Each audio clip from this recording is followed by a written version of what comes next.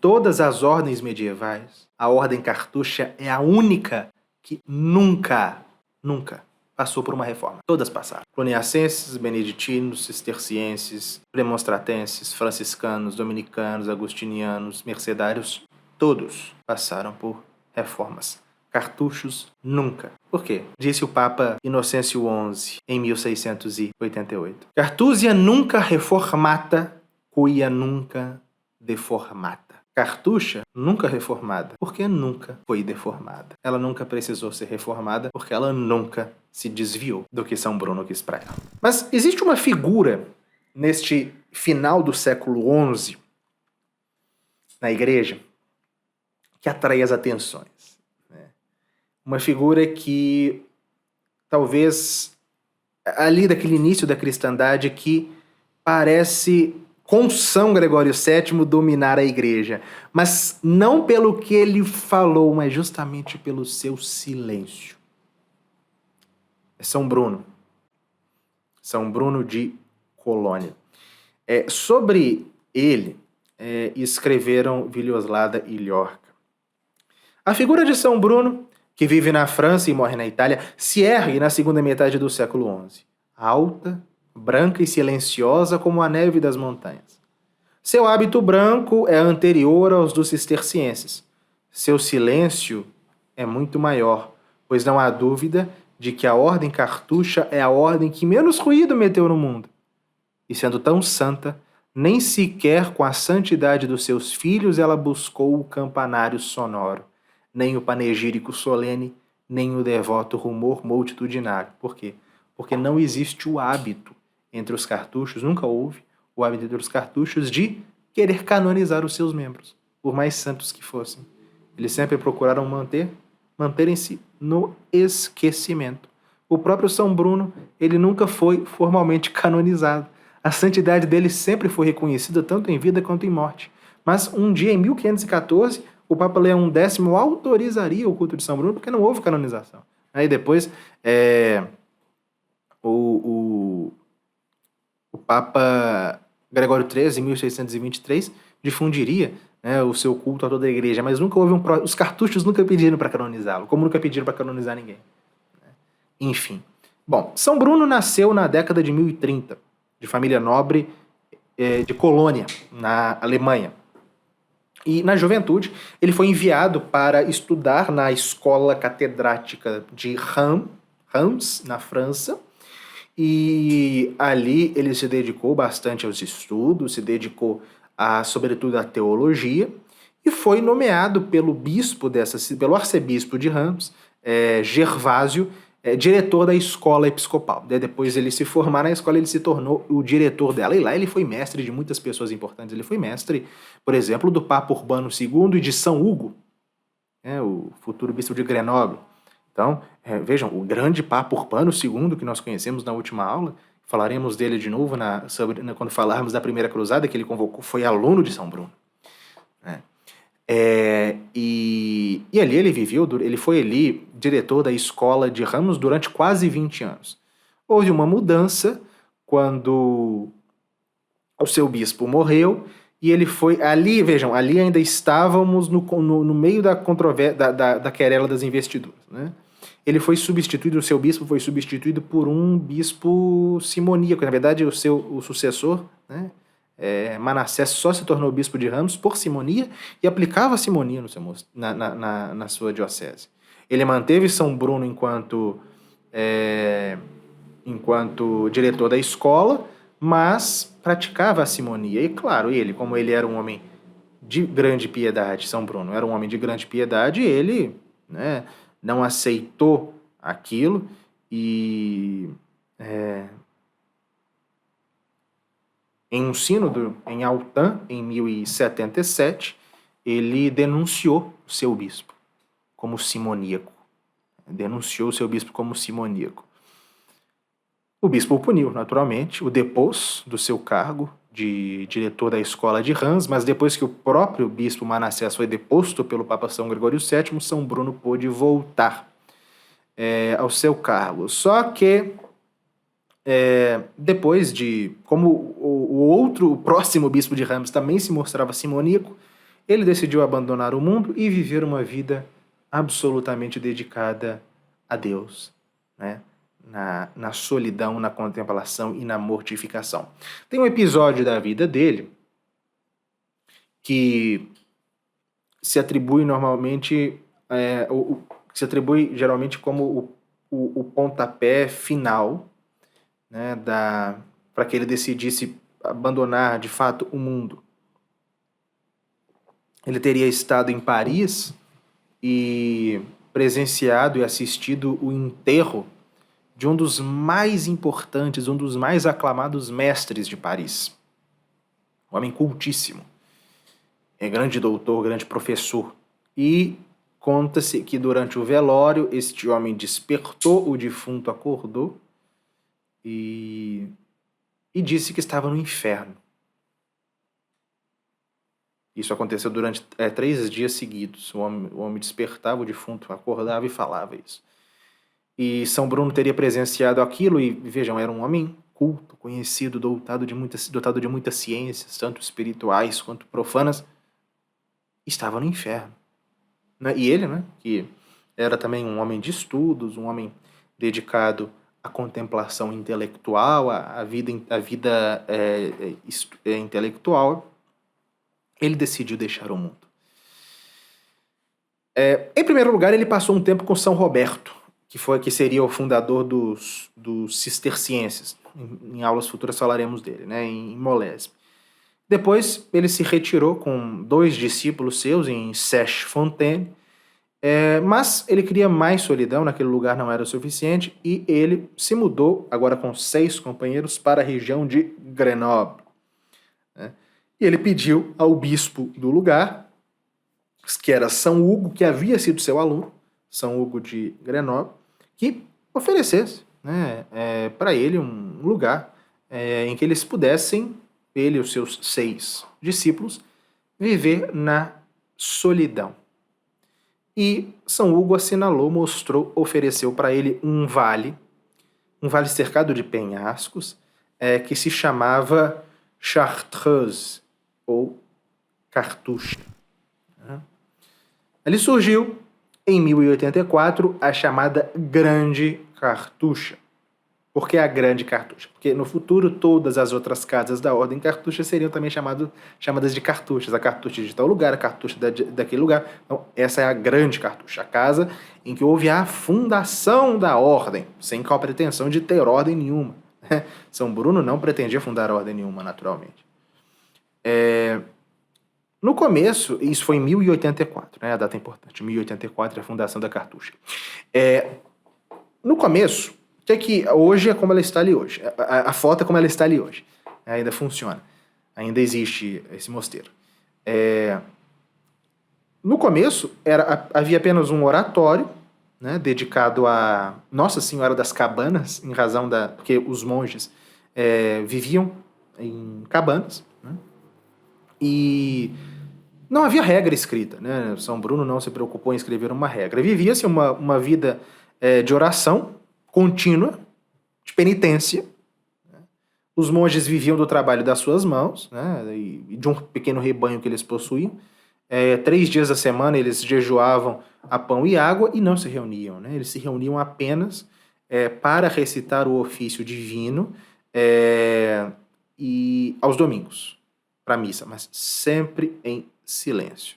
Inclusive, a saudação quando eles se encontravam era aquela que vocês já devem ter ouvido, né? Memento mori.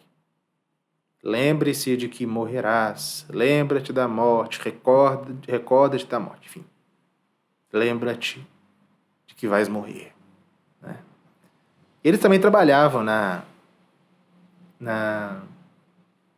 transcrição, na cópia de livros sagrados. Eram copistas também. Né? Mas qual que é a grande marca característica dos cartuchos, além da vida extremamente austera, da penitência e da oração contínua? O silêncio. O voto de silêncio.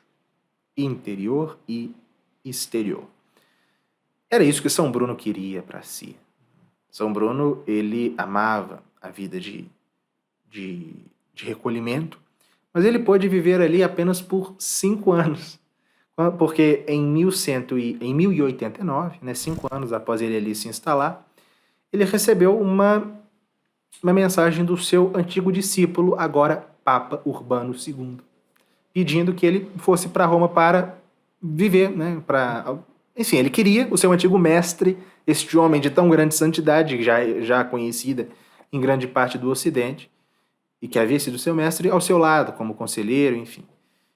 São Bruno foi, né? Por obediência, ele atendeu, apesar de não ser a sua vontade, ele foi, se instalou em Roma. Não se sabe, sabe-se que o Papa, inclusive, doou para ele uma igreja, né, na qual ele poderia oficiar e viver. Era uma igreja, a igreja de São Cirilo. São Cirilo nas termas de Domiciano, eu acho.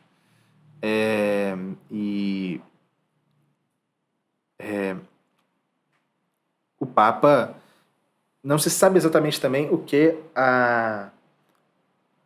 qual era a função dele na Cúria. Provavelmente ele não tinha uma função na Cúria. Ele vivia com o Papa no Palácio de Latrão, no meio das maiores austeridades, mas mais como conselheiro, mais como alguém que estava ali aconselhando o Papa. Ele não exercia um cargo na Cúria. Seja como for, o Papa queria, né? O Papa tentou fazê-lo bispo, inclusive. Tem uma bela imagem, né, do Papa Urbano II oferecendo a São Bruno as insígnias episcopais, né? Ele queria que São Bruno fosse bispo de Régio Calábria. São Bruno negou peremptoriamente, inclusive apresentou um dos seus antigos ex-alunos para o seu cargo. Ele não aceitou ser bispo de jeito nenhum. E ele continuou ali em Roma por um tempo, mas ele não encontrava lugar em Roma. Aquele lugar não era para ele, né? E ele pediu ao Papa, porque ele havia estado, inclusive com o Papa, eu acho, no sul da Itália, na Calábria, onde haviam muitos monges, aliás, muitos anacoretas, e ele pediu para se instalar ali. E o Papa concedeu, e ele se dirigiu, né? São Bruno se dirigiu para o sul de Roma. A Calábria está ao sul dos Estados Pontifícios.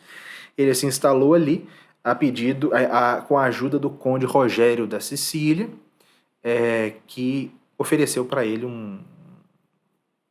alguns terrenos bem distantes, bem ermos, como ele queria, na região chamada da Torre, e ali ele fundou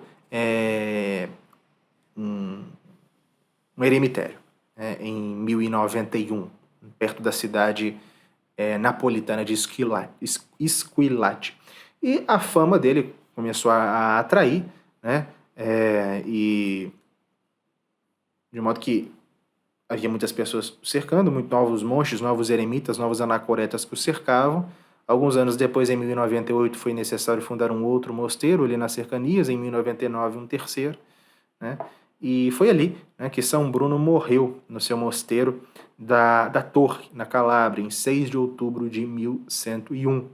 As últimas palavras dele foram: "Eu creio nos santos sacramentos da Igreja Católica e, em particular, creio que o pão e o vinho consagrados na Santa Missa são o corpo e o sangue verdadeiros de Jesus Cristo." Bom, este grande santo, um dos maiores da história da Igreja, ele alcançou um nível de união com Deus como poucos. Ele atraía as multidões, ele fazia milagres, ele era como que a santidade encarnada. Ele não pretendeu, como eu falei, fundar ordem religiosa. Não, ele não tinha nenhum objetivo nesse sentido. Mas acabou que fundou, né? E ela não pôde se expandir tanto como outras, porque a própria forma de viver dos cartuchos é áspera e rígida demais. As cartuchas, elas são mais do que outras ordens religiosas. A maior parte das ordens religiosas, elas são como que locais em que náufragos no mundo vão se salvar. A cartucha não. A cartucha é como que uma ilha. São ilhas, né, imperturbáveis entre as ondas dos séculos. Do século. A cartucha está ali como uma lembrança peremptória da eternidade, da perenidade de Deus e da Igreja, e também como um canal de graça para a igreja. Né? Os monges cartuchos, nos seus sacrifícios, nas suas penitências, no seu silêncio, estão lá, merecendo, do ponto de vista espiritual, para que os missionários, para aqueles que têm vida ativa, para aqueles que fazem apostolado, tragam almas para Deus. Mas eles estão lá, de pé, né? Conforme o seu famoso lema, né? Stat crux dum volvitur orbis. Tem várias possíveis traduções, né? A cruz permanece intacta, a cruz permanece de pé, a cruz permanece erguida, enquanto o mundo percorre a sua órbita. Ou seja, enquanto o mundo se revolve, enquanto o mundo se agita, ou enquanto o mundo percorre a sua órbita. Né? Justamente porque o mundo gira, mas a cruz continua erguida. Essa é a ideia, né, dos cartuchos e daquela paz interior da alma deles. Bom, agora, se São Bruno não definiu regra, como eles deveriam viver? Foi o quarto prior da Grande Cartucha, o prior Guido, que redigiu, em 1127, as chamadas Consuetudines. Consuetudines é uma espécie de regra baseada nos ensinamentos de São Bruno e na prática que desde a fundação da Cartucha eles já viviam. Né? Como é a regra cartucha? Os cartuchos, eles são ao mesmo tempo eremitas e cenobitas. Por quê? Do ponto de vista eremítico, eles vivem em celas individuais, né, independentes umas das outras, dedicados ali ao estudo e à oração, ao trabalho manual, mas eles também fazem parte de uma comunidade que se reúne eventualmente, né, se reúne no coro para cantar matinas e laudes à noite e também às vésperas. As outras horas canônicas eles rezam privadamente. No domingo, para a missa dominical, e também se juntam à mesa para os dias festivos, mas sempre guardando o silêncio. Né? Inclusive, a partir do século XIII, em razão dessa sobriedade própria deles, os cartuchos passaram a ter uma liturgia própria. Vocês lembram na aula sobre a missa na cristandade, eu falei dos ritos particulares que existiam, né, que eram permitidos. Um deles era o rito dos cartuchos, né? Uma liturgia mais própria deles, né, austera, sóbria, sem música. Né? E eles também têm uma imensa devoção por Nossa Senhora. Eles rezam o ofício da Virgem Maria todos os dias e também o ofício dos defuntos, desde que não fosse dias de festa. E quando eles morrem, eles são sepultados sem outro caixão que senão o próprio hábito. E o local do túmulo é assinalado apenas por uma cruz e sem nenhuma inscrição do seu nome. Eles querem, de fato, ser esquecidos pelo mundo. Então, a vida do cartucho sempre foi muito dura, então por isso que não era esperado que a ordem cartucha crescesse tanto. Ela cresceu em 1200, ou seja, 100 anos depois da sua fundação, ela tinha 37 casas. Em 1300 ela tinha 63 casas, mas não se compara, por exemplo, com o crescimento das outras ordens, porque a vida é dura demais.